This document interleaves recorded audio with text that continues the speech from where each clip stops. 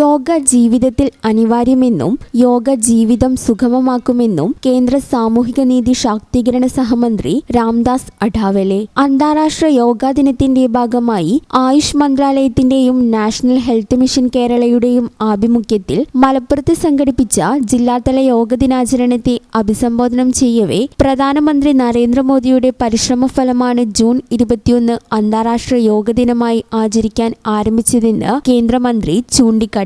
118ഓളം രാജ്യങ്ങളിൽ ഇതേ ദിവസം യോഗാ ദിനം ആചരിക്കുന്നതായി അറിയിച്ച അദ്ദേഹം ആരോഗ്യമുള്ള ശരീരത്തിനായി യോഗ ദൈനംദിന ജീവിതത്തിന്റെ ഭാഗമാണെന്നും ദിവസവും 1 മണിക്കൂറെങ്കിലും യോഗ ചെയ്യണമെന്നും ആഹ്വാനം ചെയ്തു.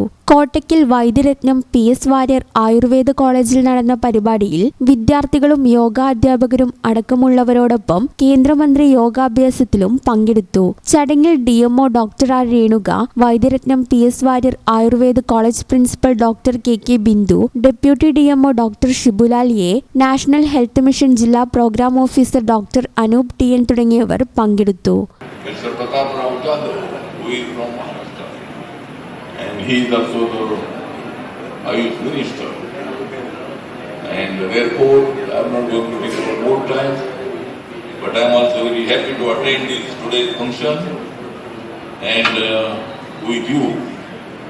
Because every day I have no time for yoga, but sometimes I am also trying to practice yoga, and therefore, thank you very much. You are also invited me here.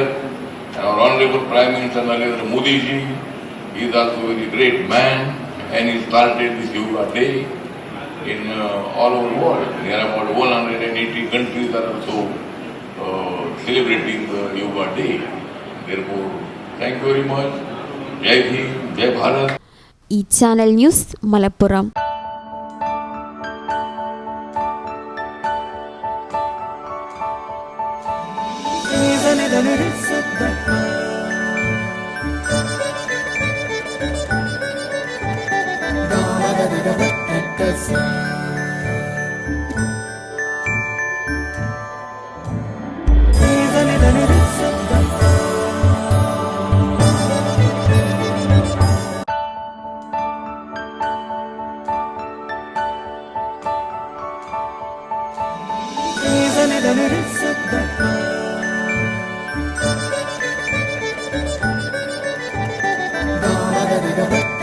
See